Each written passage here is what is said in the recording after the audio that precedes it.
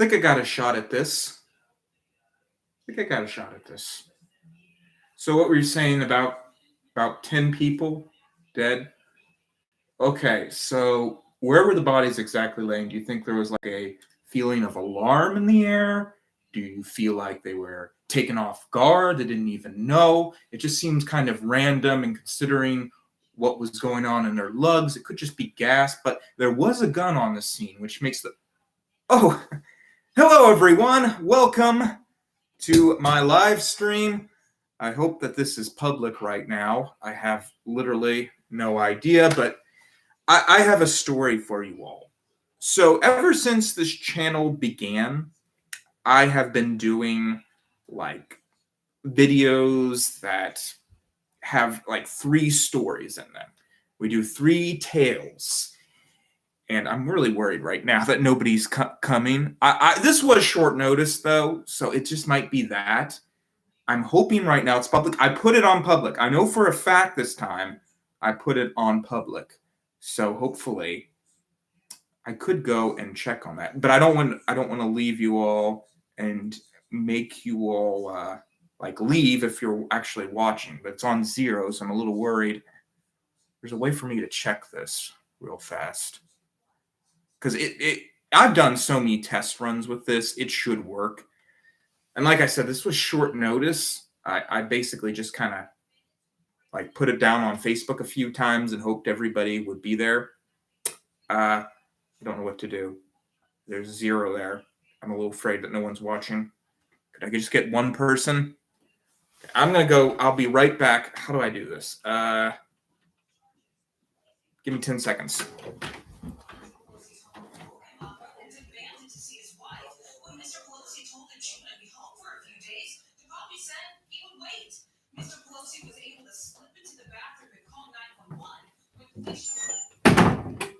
Okay.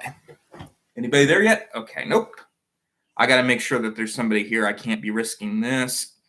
I do not want to do another live stream where I'm not even public. It should be public. I've just tried this, and it worked. So, but it's at 0. I want to make sure people are watching before I get started and explain everything. So just hold on. So...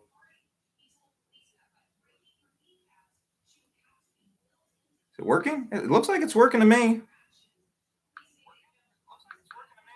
There I am. So just note, so people just haven't showed up yet. Let's do live chat here real quick. No, I better not. Okay, well, it looks like I am live, so thank goodness for that.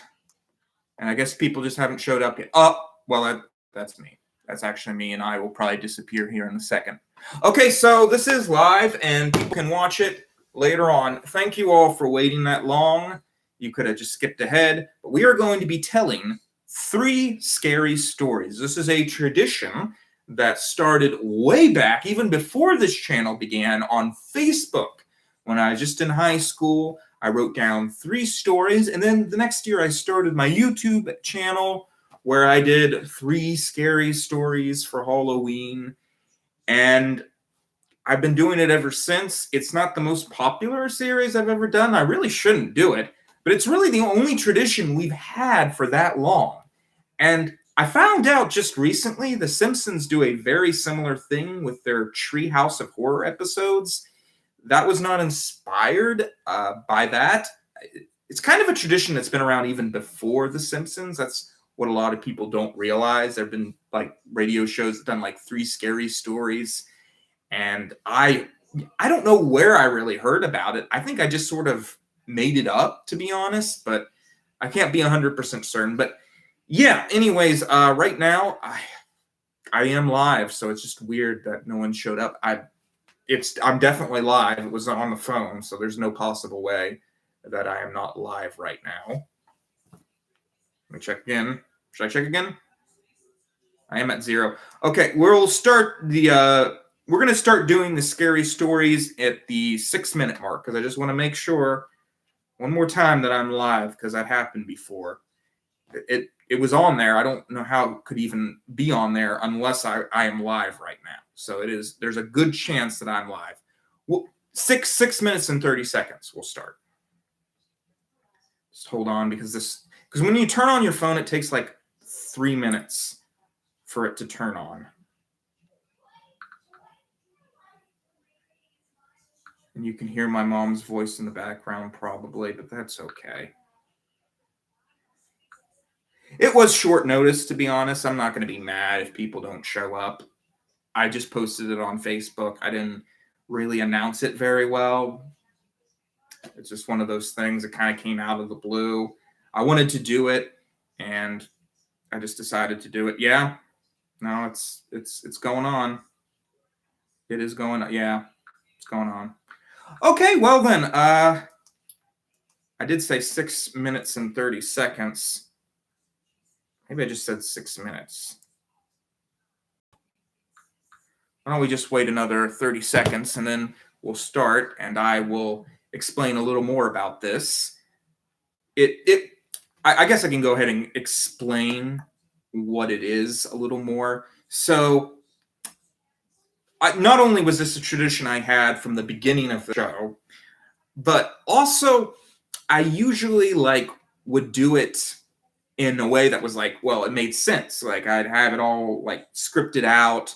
But this year I wanted to do something really different. I wanted to do it improvised and have people in the comments suggest how the story should go. And in case nobody showed up, as nobody has yet, and again, I expected people to not show up because this was very short notice. I was hoping I might get lucky. But in case people didn't show up, I have here the random hat of randomness. And I'll just pull out a word and let the story guide itself, sort of. Just pick out a random word. I know what's in here, but I don't exactly know. This is in here somehow. Whoa. That's the all-around bouncy ball for you. It's always trying to cause mischief. But yeah, there's a whole bunch of words in here. I'm just going to reach in, pull one out, and let the story just guide me. This random hat of randomness actually has a long story to it. It was the hat that was worn by, what's that guy? Vincent Price. Vincent Price used to love to wear this hat. Jesus Christ wore it at the Last Supper. He had he had a playful side. And it is a hat of history. This thing has been around, and I know it says on here on the back 2022. That's 2022 AD. So that was happy 2022 AD. So yeah, this hat has been around since the Stone Age. It may not have. I may be making that up. Another thing about these stories is that they are going to be made up, obviously. A lot of the time I tell true stories. This year it will not be true stories. But I'm disappointed nobody showed up yet. We have to get started though. People will watch this later and then they can, I don't want to bore any of you. So let's just get started. Once more, we will be traveling into the abyss of madness and staring into the eyes of death itself as I tell 3 scary stories.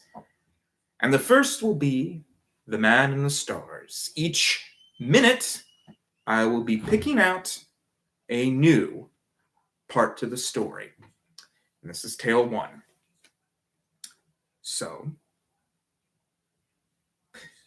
the old man sat in his castle amongst the stars, and as he gazed out, he wondered about so many things. The clock that always was sitting on his table, the crow that would fly by every now and then and stop by his room and just gaze at him and caw and then fly away again. The old man wondered many things, and sometimes he liked to gaze into his crystal ball and see what was going on in the wide world. He saw all sorts of strange places, distant lands, deserts, and far green countries. He would like to journey to those places, to spend a day there, to feel like a young boy again. But every morning he woke up to his castle amongst the stars.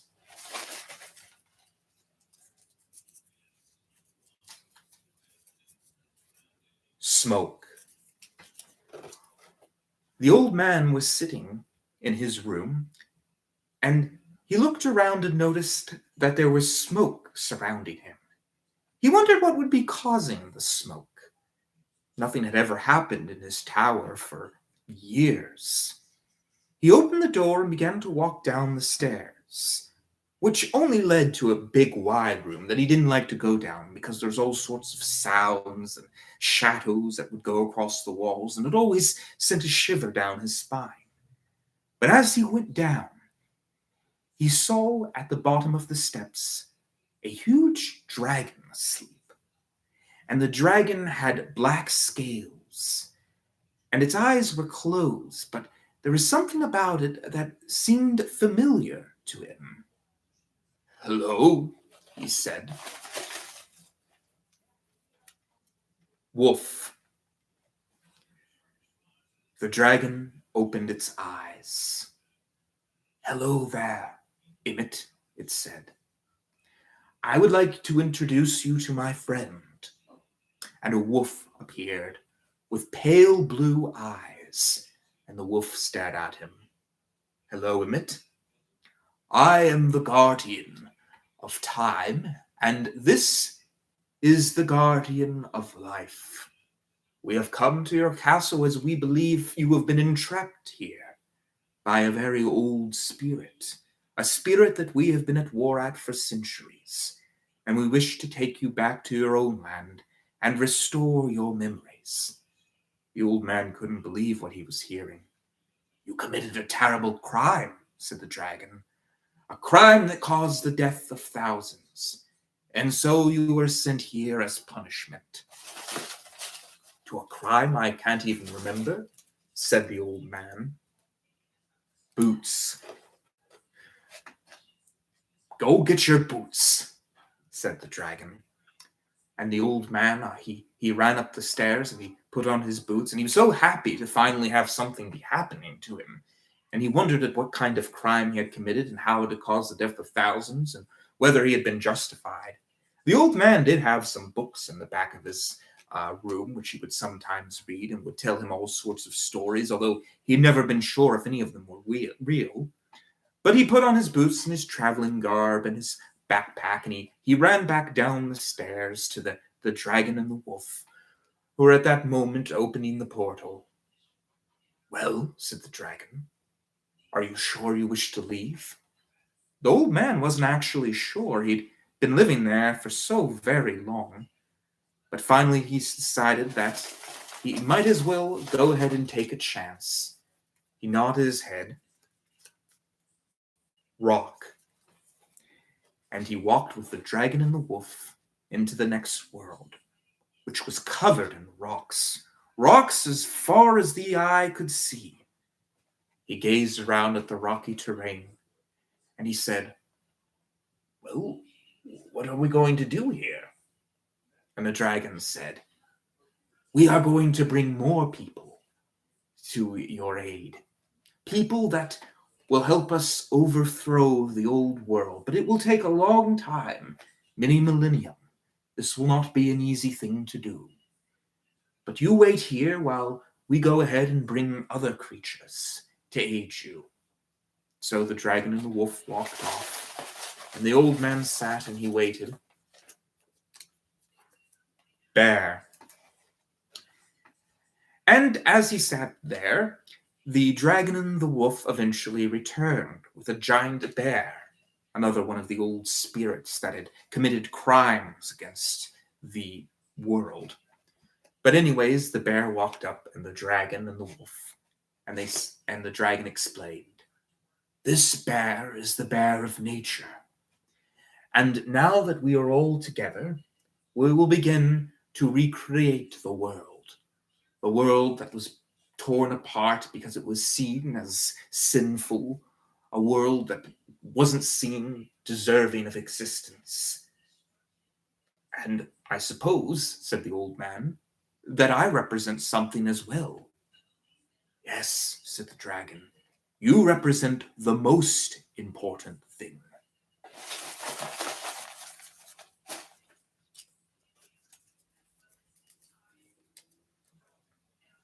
Flowers.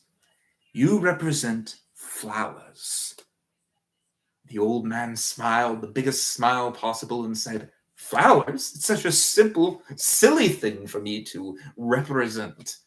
Ah, but said the dragon, but that is the most powerful of all.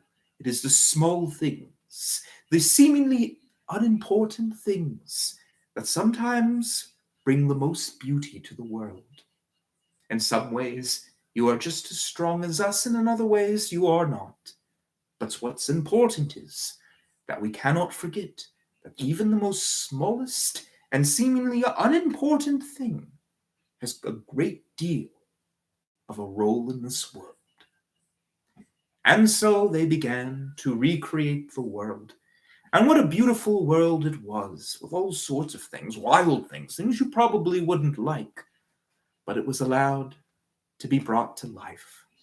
And creatures came into it, and all sorts of wonders entered this world. A world that I hope will be at peace. And that is the end of that story. Now, we are going to do something even a little more different. A little disappointed nobody showed up. But to be fair, again, I tried to give as much notice about this as possible. But yeah, it's definitely up. I know this for 100% certain now. I double, triple checked. So it is definitely up right now. It's just nobody's tuned in. That's okay, though. Again, didn't warn you all. You'll watch it later. Totally fine. Now, I'm going to tell you all the monkey paw story and see how we can change it with the power of the random hat of randomness. Anyways, it was a dark and stormy night, and an old woman, her son, and an old man were sitting by the fire. And they were talking about all sorts of things, politics and business. But they were entertaining a guest that was very, very, well, let's just call him unusual, I suppose is the word for it. He had a big long beard, black eyebrows, black hair, a big top hat, and he had traveled all across the world, Africa, Asia, the Americas. But he came in and he'd tell them stories. And finally he came to one he thought that they would enjoy very much. He pulled out a monkey's paw from his pocket and laid it down on the table. What is that? Said the mother. That's something I got from India, he said.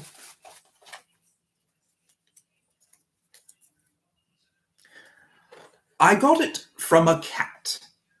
A cat? Said the old woman. Oh, that's ridiculous. You didn't really get it from a cat. Oh, I did, said the man. The cat walked over and he had it in its jaws.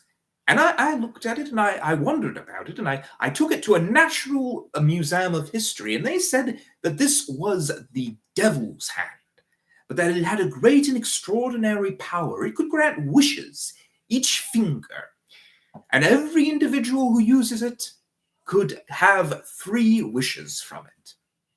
And the old woman shook her head. Oh, that is ridiculous. And the son said, well, it is a tall tale, but I've heard of more unusual things happening in these parts of the country. And the old man said, well, I've already used my wishes. I got myself a snake for the first one. Always wanted a pet snake. You must remember, the old man was very, very unusual. But the darn thing bit me. Almost killed me, too, and I still have myself having blue veins all over my arms and legs, and I sometimes even stutter when I talk. And for my second wish, I wished for myself gold and riches, the usual things, but lost it all. And then for my third wish, I wished for a beautiful woman who tried to kill me. I probably should have cared more about the soul than the face. But I am done with this thing, and I will never make another wish again, and I wouldn't wish it on my worst enemy. And the old woman said, Well, we are very poor here, you know. Would you mind giving it to us? And the old man said, well, I have flags. I would much rather sell you flags. And the old woman said, flags? We don't want flags. We want that monkey arm. And he said, oh, very well.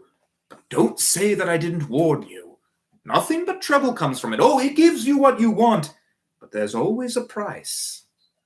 And so he left them, and he was muttering to himself, ah, we have somebody. Hello. So if you don't know what's going on, I am doing a live stream where I'm telling a story. It's actually the monkey paw, and I'm basically just picking random words out of a hat, but you can contribute if you want with a comment on how the story should go. And this is sort of Halloween thing. I'm going to also have a haunted house coming out too, but it was just something fun. So yeah, if you want to play, just write a word in the comment section, and I will see how I can change the story. Right now we're doing the monkey paw. Someone has 3 wishes, and they are going to go ahead and use it. But anyways, the old woman looked at the monkey paw.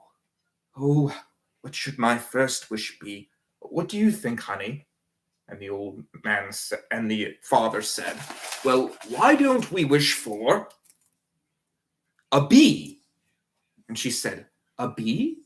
Yes, a whole thing for us to make honey from. You know, we've been quite poor here recently, and if we had a honey farm for ourselves, well, we could sell it, and we could get ourselves to be rich. And she said, that's a very wise idea. All right, we'll give it a try. So, for their first wish, the son picked up the monkey claw and said, we wish for bees. And, well, I suppose you all can figure out exactly what happened next.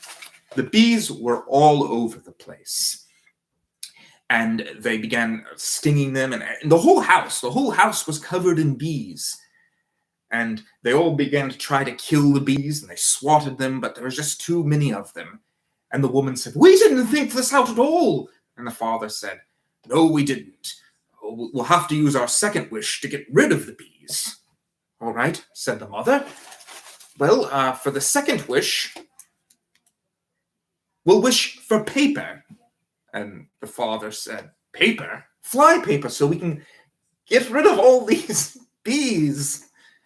And the son said, she's a genius, but I might have to go to the hospital. I'm getting an allergy from these. And so he ran off, and the mother made her wish. And so giant pieces of fly paper hangs from the ceiling.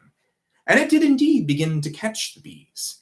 And one by one they were all taken, and the father and the mother watched as the bee after bee died. And finally, when all the bees were dead from the fly paper, they looked around and they smiled to themselves, thinking themselves so smart. But then they realized there was so much fly paper and so much bees, they didn't know what to do with it. Should they burn it? Should they throw it in a trash can?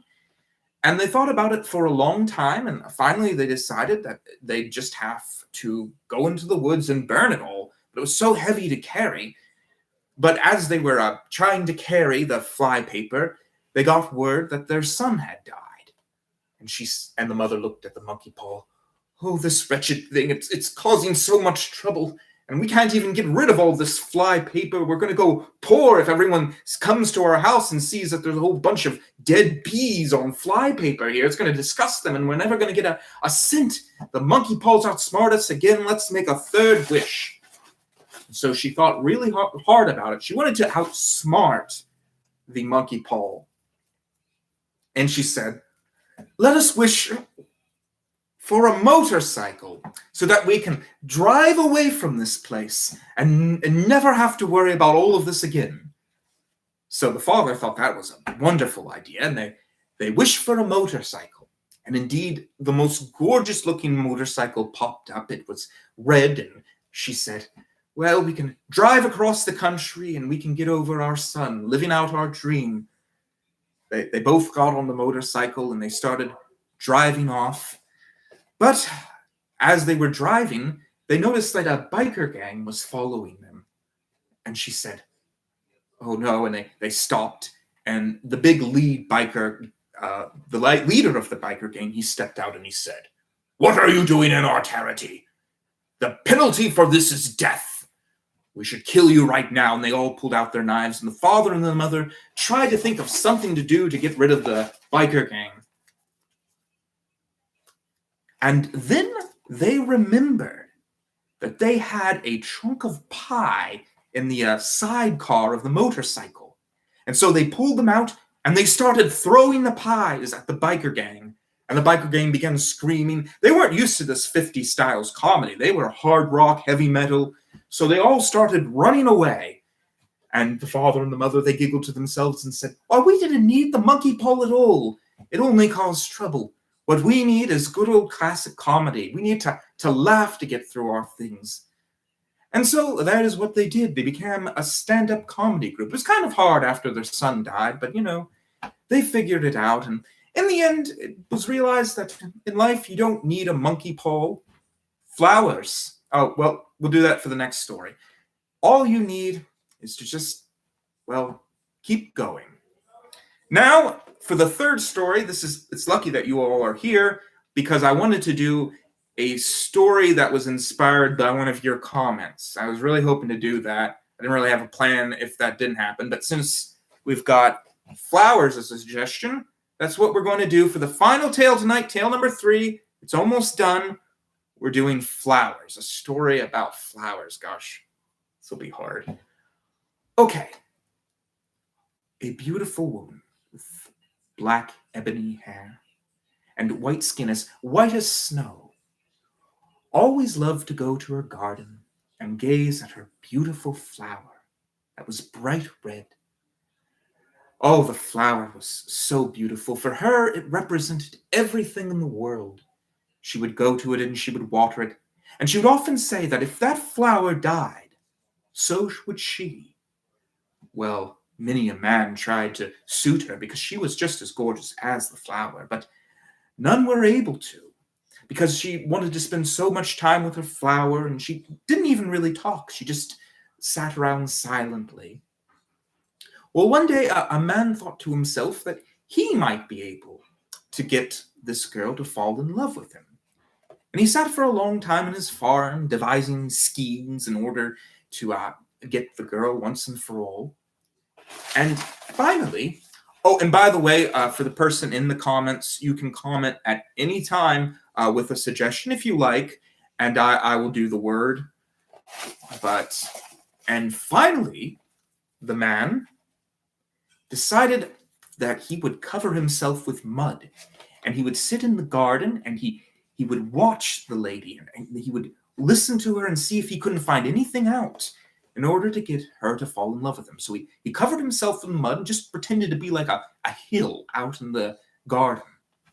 And he did this for many, many days, and all he could ever find out was she just stood there silently and gazed at her flower and primmed it. And the man who was sitting there decided that, he was listening, and he heard her say, "Oh, I do love mushrooms. If someone could just bring me mushrooms, I think that I would fall in love with them." Well, the boy, he said to himself, "Well, then I will go out into the forest and I will find as many mushrooms as I can and bring them to her." So that is exactly what he did. He went out and he found an old wizened-looking man who was sitting at his hut. And the wizened man happened to be a teacher. And he said, "I will teach you all about how to find mushrooms." And he taught him the ways, how to pick ones that weren't poisonous or anything. And so finally, a huge wheelbarrow of mushrooms were picked.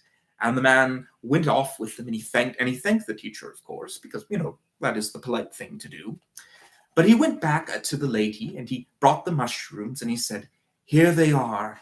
And she looked at them for a second and said, "Oh, they are gorgeous, but I do not love them as much as I love my flower." And she threw them down and just shook her head.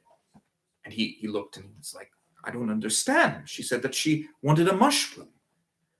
But she didn't seem pleased, so finally he went back and he decided he'd sit out in the garden again and see if there wasn't anything else that might get her to fall in love with him. So one day he was sitting in there,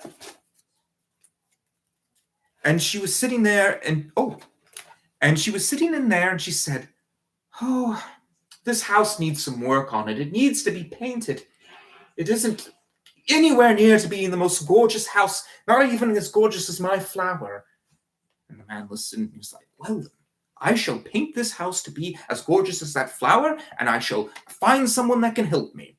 So he went out, and he found a wizened old man who looked exactly actually like the man that was helped him pick mushrooms, although he probably wasn't. That had to be a coincidence. But anyways, the old man said, "Well, I can help you paint as well." And he taught him all about painting. And finally, the man went back and he painted the entire house. He made it look beautiful. It was the most beautiful house in the entire town. And he went to the lady expecting her to fall head and heels in love with him. But she just looked at us and said, "Oh, it's not nearly as gorgeous as my flower. No, I don't think that I could ever fall in love with a man such as yourself." And the man looked at her for a second. He was like, "I can't understand it. She didn't like the mushroom. She didn't like the house. Well, she'll just have to try again." And so he sat in the garden and he thought to himself that, well, eventually there's got to be something she will fall in love with. And he was listening one day and heard her say, "Oh, wouldn't it be wonderful if I could have some socks? Beautiful, cute little socks. I could hang them up for Santa Claus. I could wear them, and all the people would think how wonderful I was with my socks." And the man just sat there and he thought to himself, this is a very bizarre girl. But he decided that he would knit her the perfect pair of socks. So he went to town and he found a wizened old man that looked exactly like the one who helped pick the mushrooms and paint the house. But of course, it had to be a coincidence. Anyways, he said, "Well, I'll help you sew some socks." So they began working, and he learned all about sewing, and he sewed her a beautiful pair of socks, a beautiful, beautiful pair of socks. And he went back to the house, and he handed them to her, and she looked at them, and she said, No, these are not nearly as gorgeous as my flower. They will not do." And now the man was furious, and he said, I cannot do this anymore. You will not have anything. You don't care if I pick you mushrooms. You don't care if I paint your house. You don't care if I knit you a pair of socks. You are a waste of my time. And so he stomped away, and he went to the old man who was sitting at the bar, and the wizened old man, he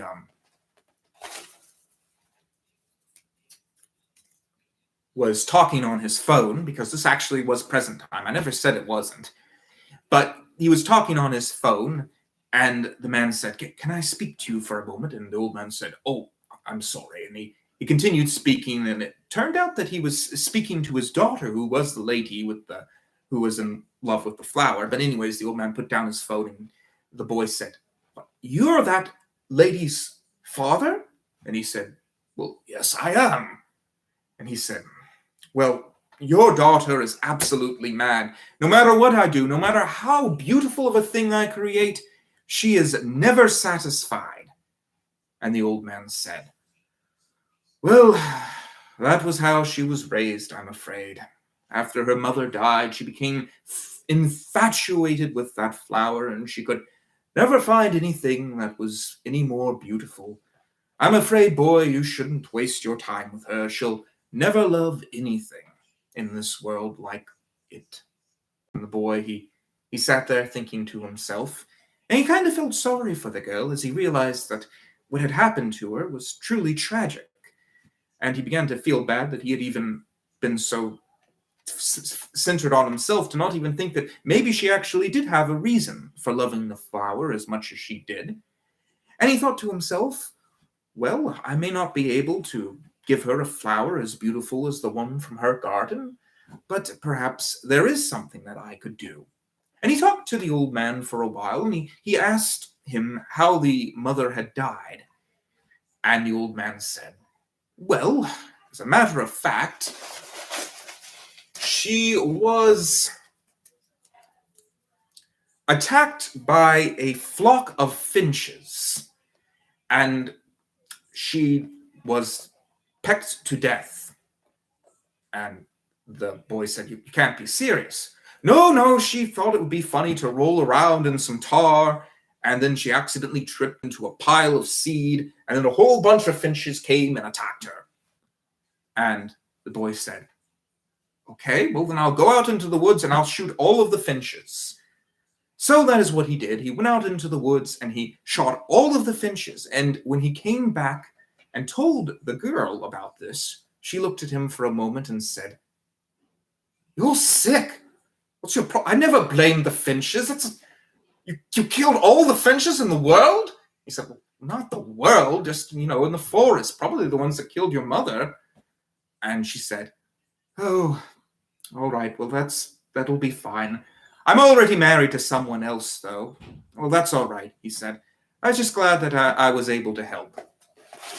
But anyways, the boy might have made a bit of a mistake. For at that moment, a bunch of dogs came running up to him, and he noticed a bunch of hunters. And the hunters said, hey, were you the one that killed all of our finches? And the boy, his eyes widened, and he sort of smiled, and then he started to run away. And all the people, they chased him. And they chased him for miles and miles. And that's how the story ends. So, yeah. That is it. That is the end of the story. That is the end of the third story. I suppose that's all we need to do. 3 tales, that's what's written in the title. I have nothing more to say. Yeah. It's a nice story about flowers and mushrooms and paint.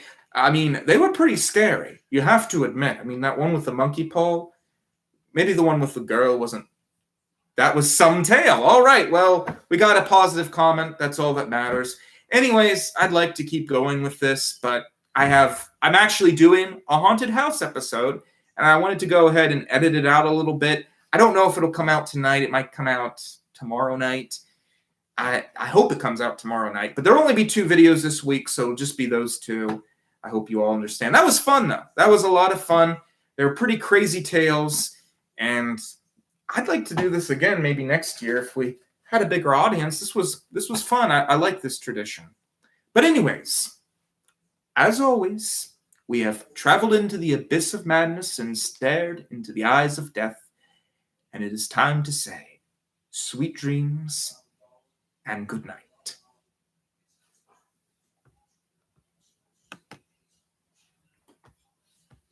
There we are.